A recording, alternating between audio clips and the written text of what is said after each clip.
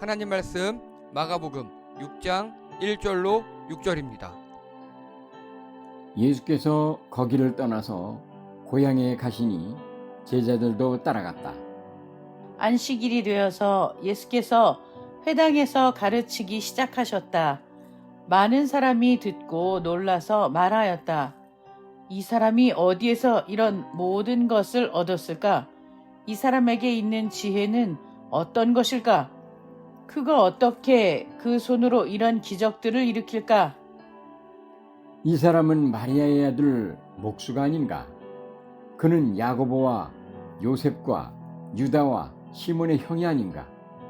또 그의 누이들은 모두 우리와 같이 여기에 살고 있지 않은가? 그러면서 그들은 예수를 달갑지 않게 여겼다.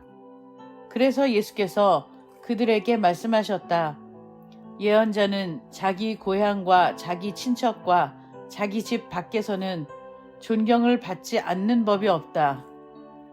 예수께서는 다만 몇몇 병자에게 손을 얹어서 고쳐 주신 것 밖에는 거기서는 아무 기적도 행하실 수 없었다. 다 함께요. 그리고 그들이 믿지 않는 것에 놀라셨다. 그리고 예수께서는 마을들을 두루 다니시며 가르치셨다. 아멘. 다 함께 제목을 읽겠습니다. 시작. 복음의 시작 16. 예수님도 못 고치는 병. 아멘. 지난주 설교 혹은 내용 기억이 나십니까?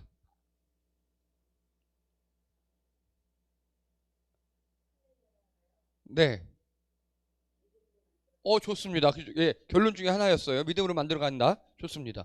어떤 내용이 있었죠, 지난주에? 혈루증. 예, 혈루증. 그렇죠. 예. 고친 게 끝이 아니라 그 후부터 시작이다. 이런 거였습니다. 감사합니다. 자, 그래서 복음서의 필요성 네 가지요. 아유, 감사합니다. 전승의 단절. 그리고 예, 사도들 죽었고 전승의 단절이 됐어요. 예, 상황이 반영됐어요. 세계화된 복음 교준이 필요하다라고 말씀드렸습니다. 자, 그래서 마가는 한마디로 돈 많고 겁 많은 금수저 하나님께서 사용하셨다. 그리고 마가복음의 주제 다 함께 읽겠습니다. 시작. 예수 그리스도 복음의 시작. 아멘. 감사합니다. 그래서 지난주에요, 예수님께서 폭풍우를 뚫고 거라사인을 고치시고 다시 나가주세요. 나가서 예, 야이로의 딸을 고치러 가다가 12해 동안 혈루증을 앓는 여자가 뒤에 쓱 다가와서 예수님 손을 만졌다고, 옷을 만졌다고. 그래서 고침을 나왔던 예수님이 누가 만졌니? 그러니까 예수님 미는데 왜 그래요? 아니야, 만졌어. 그래, 너구나. 그래, 따라. 다 나았도다. 평안히 가라. 이게 지난주 내용이었어요. 그래서 여기서 보면 이 여자는 혈루증 12년 여러 의사에게 보이느라 재산 탕진 개고생했을 겁니다. 정말 재산을 다 잃어버렸을 거고, 그리고 어딜 가도 효험이 없었어요. 오히려 상태가 악화됐고요. 그리고 인생 바닥에 떨어진 여자라고 말씀드렸습니다. 돈이 없어요. 그리고 12년간 하혈을 하는 거예요. 부정한 여자로서 집 밖에 머물렀을 거고, 가족들도 거의 떠났을 거고, 그 건강 상태 거의 집에만 있을 테니까, 자가격리 상태니까 좋을 리가 없죠. 좋을 리가. 12년간 거의 입원한 상태니까. 그리고 옷 복장 어떻겠습니까? 그렇죠. 남루할 정도가 아니고 하혈을 계속 할 테니까 그거 꽁꽁 싸매고 하느라고 정말 이 여자의 복장이나 여러 가지 생각해 보면 인생 바닥 그 자체였을 겁니다. 이 여자가 예수님께 나와왔어요. 그런데 이때 이 여자가 밖에 나온 게 잘못 걸리면 어떻게 된다고요? 죽어요. 돌 맞아 죽어요. 이 여자는 인생 바닥에서 절박한 상황, 모든 것을 던지는 믿음을 가졌다고 했습니다. 예, 여러분, 우리 정말 사방이 막혔을 때, 하늘밖에 바라볼 수가 없을 때, 그때 예수님께 나아가시기 바랍니다. 근데 저는 개인적으로 이런 거 별로 안 좋아해요. 이렇게 모든 것을 던지는 믿음. 왜냐? 아닐 수도 있잖아요. 그렇죠? 나는 나름대로 이거 맞는 것 같은데, 근데 예수님 아니야. 그럴 수도 있잖아요. 그래서 죽음을 각오하고 예수님께 나아가는 절박함, 그런 절박한 상황에서는 예수님 이렇게 붙잡는 게 맞아요.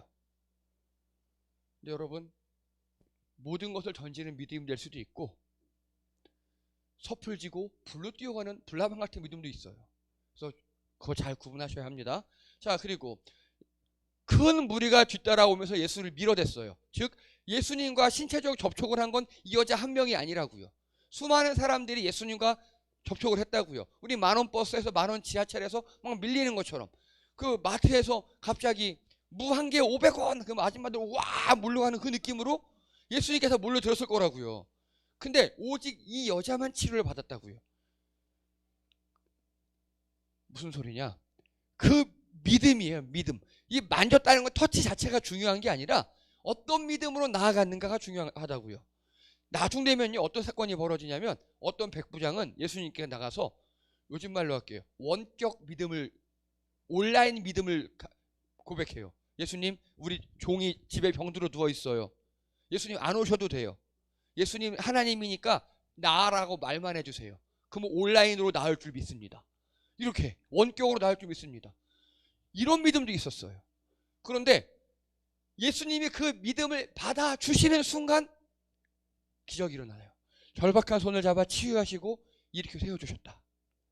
여러분 그래서요 우리가 예수님과 마음이 합해지는가가 중요해요. 그게 제일 중요합니다.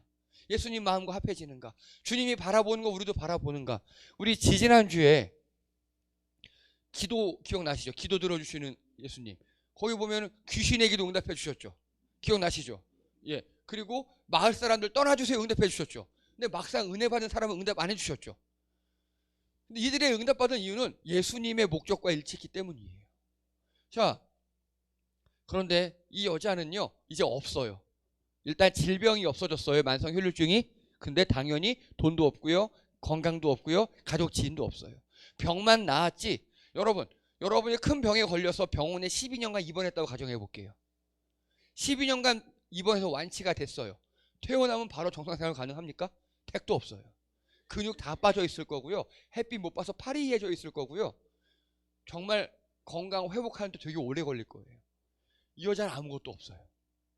그러면 분명히 예수님께 은혜 받았죠. 이 주님과 만났죠. 이제부터가 시작이에요. 이제부터가. 이 여자에게 있는 거는 예수님이 따라라고 말씀해 주신 것. 새로운 가족이 생겼어요. 주님과 새로운 관계가 되었어요. 믿음, 예수님과의 관계. 그걸 바탕으로 이제 건강도 만들어 가야 되고요. 새로운 가족도 만들어 가야 되고요. 그리고 돈도 살 만큼 벌어야 돼요. 문제가 해결됐지만 가장 큰 문제는 내 삶에서 해결됐어요.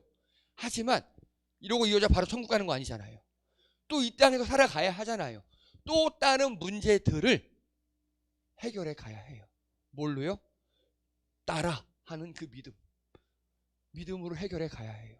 열심히 살아야 합니다. 하늘나라는요 내가 믿음으로 만들어가는 세상이에요. 여러분들 지금까지 간절한 기도 제목 있으셨죠?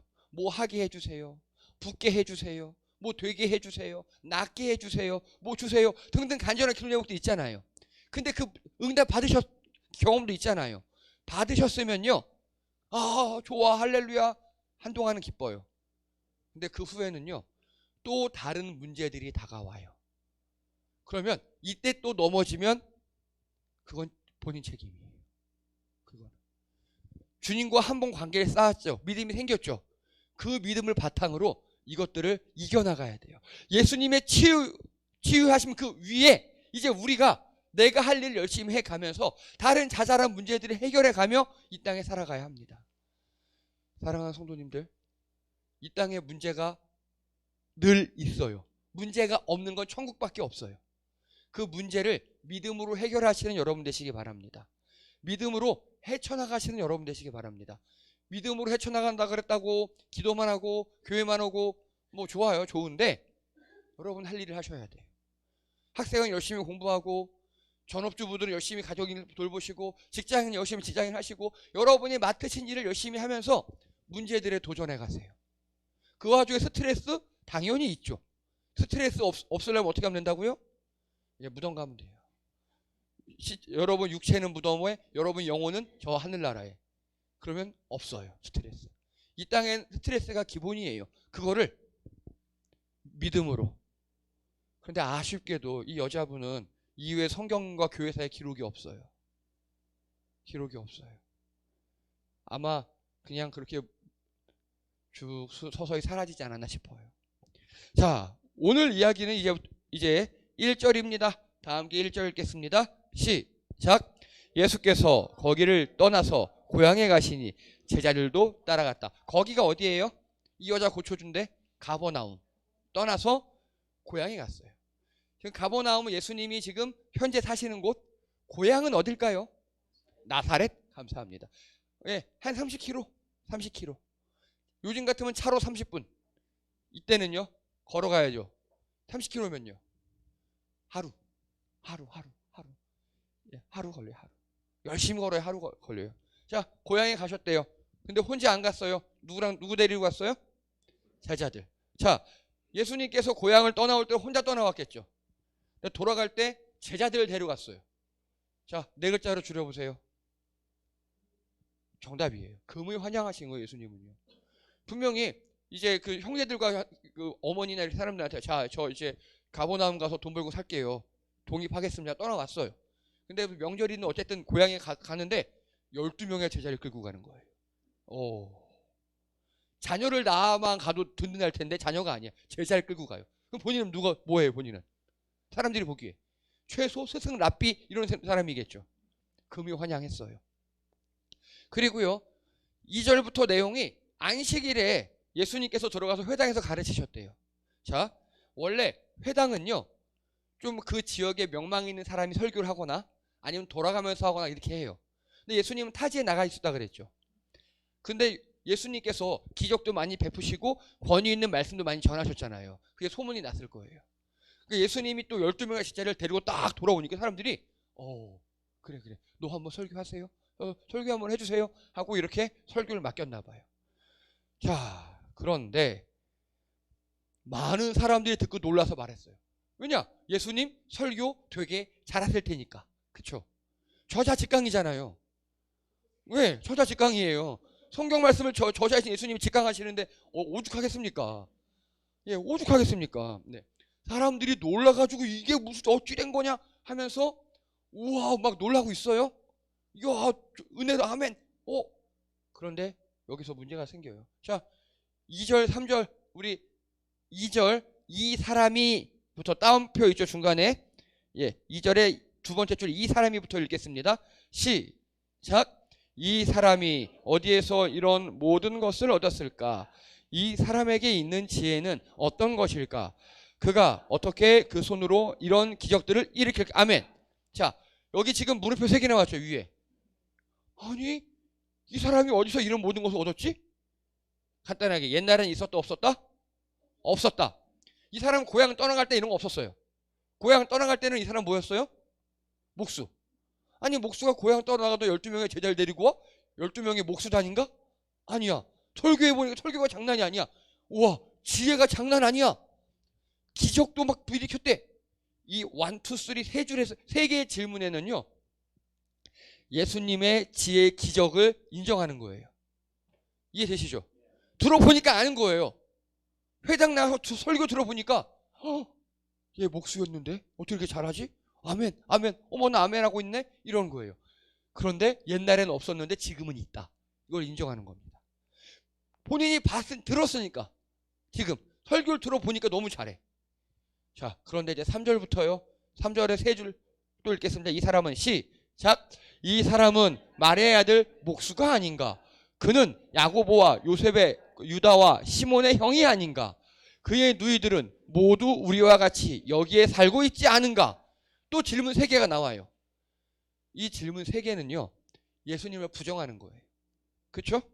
예, 이 사람은 마리아 아들내미 목수 아니었어? 이거 경멸하는 표현입니다. 경멸. 일단 여러분, 마리아의 아들이라는 것 자체가 말이 안 돼요. 원래 뭐라 그래야 돼요?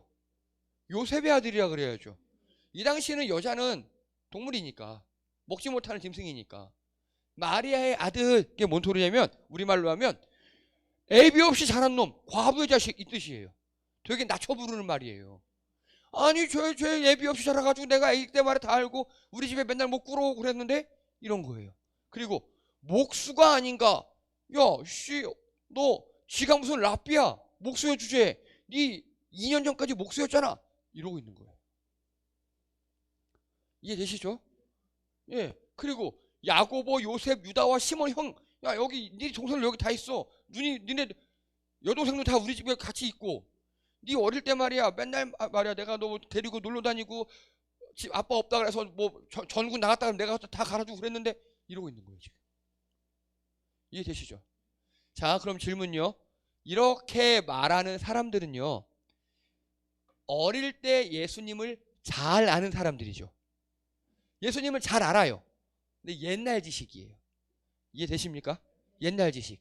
자, 제가 29에 신학교를 갔어요. 근데 가자마자 그 교수님들의 첫 수업이 뭐냐? 지금까지 배운 거 다 잊어버려랍니다. 다 배운 거. 저도 교회 생활 10여 년 하다 갔는데 배운 걸 다 잊어버리래요. 왜요? 네. 새롭게. 자, 다 비우고 뭘 하느냐? 저는 성도였으니까 그전에는 제가 들은 말씀은 그 당시 다른 목사님들이나 누군가의 들은 말씀이 내가 경험한 거죠.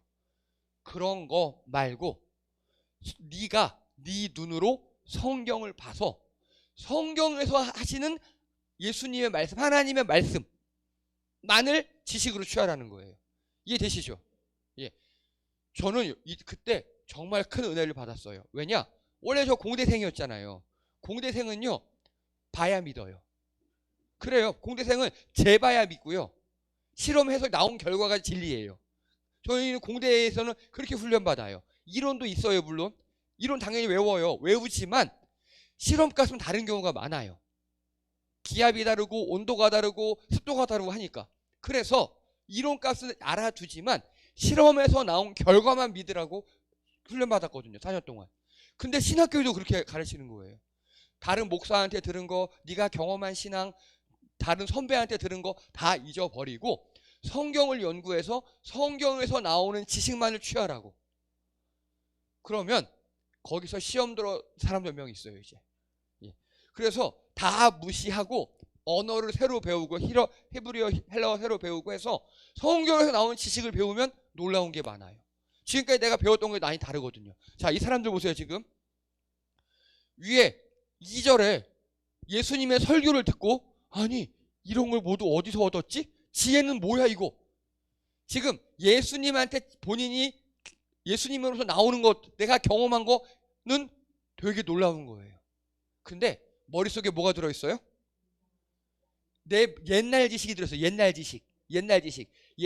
예수님의 꼬마 시절 이야기, 20대 시절 이야기, 그리고 또 예수의 부모들이 한번 예수님 미쳤다 그래서 잡으러 갔는데 만나지도 못하고 문려박대 받았다는 이야기, 그런 이야기가 들어있어요.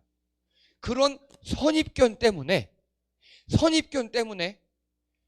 진리이신 예수님이 눈앞에 와서 설교하는데 들을 때는 좋은 것 같은데 내 안에 있는 선입견이 방해하는 거예요. 이해되시죠? 그래서 3절 마지막에 보면 그러면서 그들은 예수를 달갑지 않게 여겼어요. 선입견 때문에. 여러분, 선입견에 사로잡혀 예수님을 부정합니다. 이들은 예수님을 지금 경험했어요. 예수님의 저자 직강 설교를 들어보니까 너무 좋아요. 차라리 블라인드 설교, 누군지 모르고 목소리만 듣는 설교만 들으면 오 아멘, 이 스승이 누구신가, 이 랍비가 누구신가 라고 했을 텐데, 눈앞에 예수님, 외모도 별로 잘생기지 않았대요. 못생겼어. 그리고 나랑 같이 동네에서 놀던 옛날 동네 꼬마야. 몇 년 전까지 목수에서 우리 동네 살았어. 그 선입견 때문에 지금 내가 들은 은혜, 내가 받았던 지식, 이걸 부정하는 거예요. 이해가 되십니까? 예. 이거 되게 무서운 거예요. 그래서 저는요, 저희 교회 오는 성도님들께 늘 이렇게 권해요. 다른 교회에서 배운 거 다 잊어버리세요 라고. 이게 제일 힘들었던 분이 저랑 같이 사는 사람이에요. 예. 워낙 다른 데서 진하게 배워놔가지고 이게 제일 힘들어요. 그래서 교회 생활을 오래 하셨던 분일수록 저희 교회 적응하기 힘들어 하셔요. 자, 그래서 관찰된 현상, 지금 내 눈으로 보이는 예수님의 은혜, 이런 것보다 머릿속 관념이 우선인 거예요. 선입견. 이런 분들을 뭐라 그래요? 꼰대. 라떼는 말이야. 예수님 예수 내가 태어날 때도 받고 예수 고추는 내가 만져봤고 이런 거예요. 동네 어르신 마냥. 지금 그렇게 하나님의 아들로 은혜를 전하고 있는데 꼰대가 되기 십상입니다. 자, 이제부터 재밌는 이야기 하나 드릴게요. 여러분, 평안북도 저기 압록강 두만강 꼭대기가 중국 근처 가면 벽동과 창성이라는 지방이 있어요. 여기에 있는 여기 있는 이 소는요 되게 우람하고 등치 좋고 힘세고 육질도 맛있고, 근데 이 소는 고집불통이랍니다. 말을 안 쳐듣는데요. 그래서 멍청한 소를 옛날부터 뭐라고 불렀냐면 벽동 창성의 소, 벽창우라고 불렀어요. 이 벽창우가 나중에 변형되어서 벽창호가 됐어요. 이 벽창호는 창문이 아니에요. 벽창호가 무슨 뜻이에요? 예, 고집이 세며 말이 통하지 않는 무뚝뚝한 사람, 마치 벽에다 대고 말하는 것 같은 사람을 벽창호라고 합니다. 이해되시죠? 네, 그래서 벽창호예요. 우리 뭐 좀 나쁜 사람, 뭐 파랗고 이렇게 부르잖아요. 사람을 부를 때 무슨 호 이렇게 부르잖아요. 그래서 벽창호 하면 벽에다 대고 말하는 그 옛날에 그 멍청한 소 이런 느낌이에요. 지금 이 마을 사람들이 그런 사람들이에요. 예수님의 말씀을 들어요. 은혜 받아요. 어머 이게 뭐야? 에이 제 예수 에이 이러고 있는 거예요. 내 안에 관념이 너무 진해서 어떤 은혜와 지식이 들어와도 다 튕겨내는 사람. 벽창호 같은 사람. 이걸 제가 우리말 국어사전에 쳐봤어요. 벽창호. 그랬더니 유산말, 비슷한 말, 그리고 비속어로 이런 것들이 국어사전에 나와요. 고집불통, 단무지. 여러분 단무지가 뭡니까? 하고 지랄. 네. 네. 그리고 독불장군 아시겠죠? 그리고 빡대가리. 네. 여러분 대가리는 사람한테 쓰면 욕이에요. 비속어예요. 근데 대가리는 동물에게 쓰면 표준어예요. 그렇죠? 그래서 빡대가리라는 거는 너는 사람 머리가 아니야. 그런 뜻이에요. 네. 이렇게 국어사전에 나왔습니다. 제가 하는 게 아니에요. 국어사전에 나왔어요. 네. 이런 사람들이에요. 어떤 은혜를 갖다 부어도, 어떤 좋은 이치를 갖다 부어도 기존의 고정관념이 너무 단단해서 돌같이 굳어 있어서 말씀이 들어가지 않아요. 예수님이 말씀하셨어요. 길가밭. 딱 이런 사람들. 누구는 좋은 씨앗 던지면 은혜 받아서 막 열매 피우는데, 누구는 씨앗이 날아와도 팅팅팅팅 튕겨나가는 사람. 자, 예수님은요 여기까지 오시면서요 말씀으로 바다를 잠잠케 하셨죠. 갈릴리 바다를. 그리고 거라사인을 치유하셨죠. 그리고 야이로의 딸도 살리셨어요. 죽은 자를.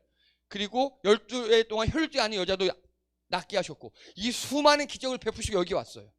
그리고 예수님께서 산상수훈도 하시고 말씀을 전파하며 수만 명이 믿고 막 이런 말씀의 역사까지 있었어요. 말씀과 치유의 역사로 온 이스라엘을 휘어잡으며 왔어요. 아까 가버나움과 나사렛이 얼마 거리라고요? 30km. 먼 게 아니에요. 옆 동네예요. 여기서 서울 그 정도밖에 안 돼요. 그런데 바로 옆 동네에 예수님 고향에서 수많은 예수님의 기적들, 권위 있는 말씀들을 분명히 전해 듣고 그랬음에도 불구하고 아니에요. 우리 아니야. 어디 예수 따위가, 저 목수 따위가 애비 없이 자란 놈이 이렇게 예수님을 부정해요. 그러면서 애비 없이 자란 과부의 자식, 가족들도 어릴 때부터 내가 다 알아. 집까지 감히 랍비? 웃기네. 이러고 있는 겁니다. 약간의 질투와 내가 아는 지식들에 얽매여서 감정과 질투라는 감정, 그리고 뭔가 한번 입력되면 도저히 바꿀 수 없는 꼰대 마인드 같은 그 딱딱하게 굳은 머리, 두 가지로 예수님을 밀어내는 거예요. 제가 사람들을 상대하다 보면 이런 분들이 있어요. 그럼 어떻게 할까요? 저는 그때 인문학 강의 때 말씀드렸어요. 아, 예, 당신 말이 맞습니다. 네, 알아서 하세요 라고 합니다. 이런 분들하고는 말이 안 통해요. 예수님 어떻게 했을까요? 예수님은요, 자, 예수님은요 6절이요 시작. 그리고 그들이 믿지 않은 것에 놀라. 아멘. 예수님을 놀라게 하는 믿음. 믿음 없음으로 예수님을 놀라게 하는 믿음. 이해되십니까? 예수님을 놀라게 하는 믿음이 몇 명 있었어요. 아까 제가 말씀드렸던 예수님 내 종 좀 낫게 해주세요. 예수님 말씀하면 저기 멀리 있어도 원거리 믿음 있죠. 그 백부장. 예수님이 그래서 내가 이스라엘 중에서도 도무지 이런 믿음을 보지 못했더라. 그리고 이 혈루증 앓는 여자. 딸아 내 믿음이 너를 구원하였다. 이런 믿음들. 그런데 예수님 여기서 또 놀래요. 없음에.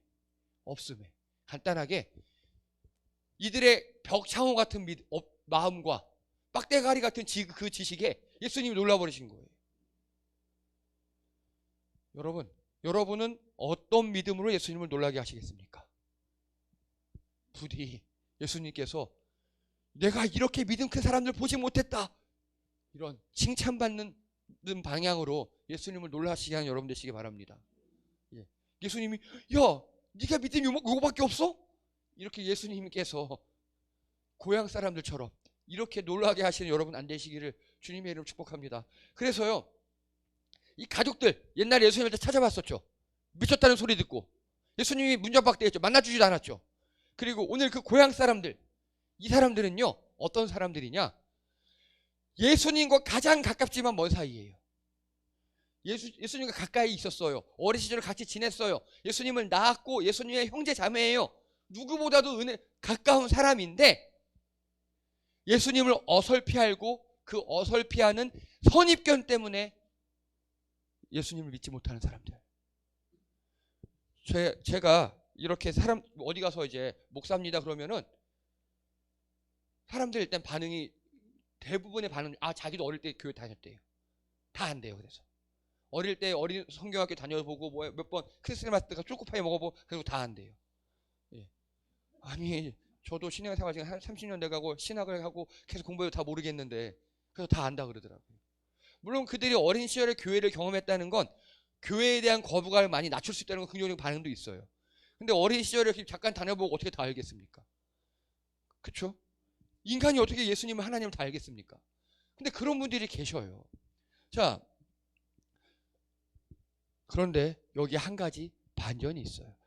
우리 3절 다시 한번 읽을게요. 시작. 이 사람은 마리아의 아들 목수가 아닌가. 그는 야고보와, 이 야고보가 예수님의 동생이에요. 성경에 야고보 되게 많이 나와요. 여러 명의 야고보가 나와요. 근데 이 12사도 중에도 2명의 야고보가 있어요. 12사도 중에서 12사도에 2명이 있어요. 큰 야고보, 작은 야고보라는. 그리고 큰 야고보가 그 순례했던 곳이 산티아고 길이에요. 산티아고 길, 큰 야고보 갔던 길이에요. 그리고 그 12사도 중에 큰 야고보, 작은 야고보 말고 예수님의 동생 야고보가 또 있어요. 이 야고보예요. 오늘 그는 야고보와 요셉과 유다, 시몬 형이 아닌가. 야고보. 이 야고보가 한 일이 뭐냐? 바로 야고보서를 썼어요. 야고보서를 쓰고 그리고 나중에 예루살렘 사도회의 1대 의장이 돼요. 그래서 베드로가 나중에 잡혀가요. 감금이 돼요. 기적적으로 탈출했을 때 베드로가 제일 먼저 가서 저 탈출했습니다 라고 보고한 사람이 야고보. 그리고 나중에 바울과 바나바가 그 율법 문제 때문에 확 열받아서 내가 다 뒤집어 버릴 거야 하고 왔을 때 그 회의에서 회장 역할로 하면서 중재해서 결론 내는 사람이 이 야고보. 다시 그러면요, 이 야고보는요 처음에는 어떤 사람이었어요? 형 가자, 형 미쳤잖아, 집에 가자 했던 그런 사람이었겠죠. 근데 지금 어떻게 변했어요? 사도보다 더 위급, 사도급이 변했어요. 그리고 유다 있죠. 유다, 예수님의 동생 유다. 가룟 유다 말고 동생 유다, 예수님의 동생 유다. 이 유다는요, 이 유다서 1장이에요 예수 그리스도의 종이요 야고보의 형제인 유다는 나중에 유다서를 써요. 근데 여기 보세요. 야고보의 형제라고 하는데 예수님의 형제라고 하지 않아요. 육체적으로는 예수님의 동생 맞잖아요. 그렇죠? 이 유다도 큰형 집에 가자 이렇게 했을 수 있어요. 근데 이제는 예수님을 형이라 하지 않고 예수 그리스도를 주님이라고 부르고 자기를 종이라고 해요. 이해가 되십니까? 처음에는 죄송합니다, 빡대가리 같은 신앙이었어요. 빡대가리 신앙. 근데 지금 어떻게 변했어요? 사도의 같은 신앙으로 변했죠. 그리고 사도행전 1장 14절을 보면요, 여자들과 예수의 어머니 마리아와 예수의 동생들과 더불어 다 같이 하여 오로지 기도에 힘쓰더라. 즉 예수님의 가족들 전체가 다 예수님을 믿는 좋은 신앙을 가진 사람으로 변했습니다. 선입견이 배경지식으로 바뀌었어요. 선입견이 배경지식으로 바꾼 가족들. 그래서 예수님에 대한 지식이, 배경지식이 있어서 맞아, 마리아는 아는 거예요. 맞아요, 우리 큰아들 예수가, 아니 이제 큰아들이 아니야, 그리스도 예수님이 내가 처녀로 나왔어. 그리고 분명 옛날에 이렇게 나한테 천사도 와서 얘기했고, 맞아. 그리고 또 이제 그 요한의 어머니도 다 얘기했었어. 맞아, 내 아들 내 뱃속으로 낳았지만 하나님이었어. 동생들도 다 이걸 인정을 하고 예수님에 대한 지식을 업그레이드 했어요. 업그레이드. 그러니까 옛날 그게 선입견이 예수님을 더 잘 이해하는 배경 지식이 되었습니다. 여러분, 우리가 어떤 대상에 대해서 아는 것, 예수님에 대해서 아는 것 중요해요. 중요한데 거기만 매몰되어 그것만 거기서 발전되지 않잖아요. 그러면 그게 선입견이 되어서 우리가 굳어버려요. 자, 다시 말씀드릴게요. 저를 포함한 그 누가 예수님에 대해서 다 안다고 말할 수 있겠습니까? 그 어떤 인간이 하나님에 대해서, 성경에 대해서 다 안다고 말할 수 있습니까? 그 사람이 이단이에요. 성경도 나날이 새로워집니다. 세대가 바뀔수록 새로워지고요. 또 우리가 몰랐던 것들을 연구해서 새롭게 알아갈 수 있어요. 그러니까 우리의 지식은 늘 업그레이드가 돼야 합니다. 여러분, 인생도 마찬가지입니다. 정체된 삶은 정체된 게 아니라 구태고요. 아까 얘기했던 벽창호, 독불장군, 단무지 막 그거의 삶입니다. 나날이 발전하셔야 합니다. 업그레이드 하셔야 합니다. 지금 동네 사람, 예수님 고향 사람들은 그 업그레이드가 안 되니까 그 은혜의 말씀을 듣고도 이렇게 예수님을 부정하는 거예요. 예수님의 가족들도 처음엔 그랬지만 나중에 알게 돼요. 업그레이드가 돼요. 사랑하는 성도님들, 예수님에 대한 지식이, 여러분의 믿음이 나날이 업그레이드 되는 여러분 되시기 바랍니다. 속도가 중요하지 않아요. 확 업그레이드 되는 거 중요하지 않아요. 조금씩이라도 나날이 하나님을 향해서 업그레이드 되어 가신 여러분 되시기 바랍니다. 마찬가지입니다. 여러분 삶에서도 업그레이드가 되셔야 합니다. 여러분 삶에서도 정체되는 순간이 죽는 거예요. 나날이 업그레이드 되셔서 이 세상과 소통하시며 주님의 선한 영향을 끼치시는 여러분 되시기 바랍니다. 기도합니다. 할렐루야. 하나님, 예수님이 고향 가서 설교하였는데 그 아무도 믿지 않았습니다. 정말 믿음 없으면 예수님께서 놀라셨습니다. 죽은 사람도 살리시고 혈루증도 고치는 게 예수님. 하지만 예수님도 못 고치는 병이 바로 선입견이고 정체된 신앙입니다. 우리 성도님들이 나날이 업그레이드 되는 신앙 되게 도와주시옵소서. 그 믿음이 주님께서 놀라시는 믿음, 업그레이드 되는 믿음 되게 도와주시옵시고, 우리가 세상에서도 나날이 업그레이드 되며 공부 열심히 하며 세상을 향해 선한 영향력을 끼치는 우리 성도들 되게 도와주시옵소서. 감사드리며 예수님의 이름으로 기도드립니다. 아멘. 감사합니다. 우리 옆에 계신 성도님께 인사하겠습니다. 업그레이드 되시는 성도님 되시기 바랍니다. 업그레이드 되시는 성도님 되시기 바랍니다. 업그레이드. 자, 그리고 슬픈 소식이 하나 있어요. 장로님 집사님 성찬 형제가 시험에서 떨어졌대요. 괜찮아요. 불합격했다고 업그레이드 안 된 거 아니에요. 노력하신 게 업그레이드 됩니다. 노력하신 게. 또 하시면 돼요. 걱정 안 해도 됩니다. 또 하시면 됩니다. 제가 아는 어떤 사람들 몇 번씩 막 도전해서 푸는 사람 많아요. 제가 실명은 공개하지 않겠습니다. 하은이 뭐 찔려? 아니, 지금 몇몇 분들이 눈이 막 돌아가가지고. 괜찮아요. 도전하시는 것 자체가 업그레이드입니다. 도전하는 자체가. 자, 그리고 제가 5월 말일부터 6월 초 저하고 아내가 성지순례 갑니다. 그래서 5월 말 주일은 정상적으로 하고요. 6월 첫째 주 주일은요, 저희 노회에서 의미 있는 걸 준비했어요. 노회 전체 공동예배. 즉 저희 노회 전체가 교회 가서 비잖아요. 그래서 노회장님이 설교를 이미 녹화를 뜨고 계세요 지금. 그거를 온라인으로 제가 엮어서 저희 교회 유튜브에 올리도록 하겠습니다. 그래서 그때 5월 25일 날 10시에 찬양단 모여서 녹음을 하는데 그때는 찬양하고 인문학강의만 녹음하면 돼요. 이해되시죠? 설교는 인천시에 있는 저희 통합축 교회 모두가 공동의 설교로 예배를 드리기로 했습니다. 이거 처음 저희 인천노회가 100년 됐는데 처음 시도하는 거예요 지금. 자, 그렇게 하도록 하겠습니다.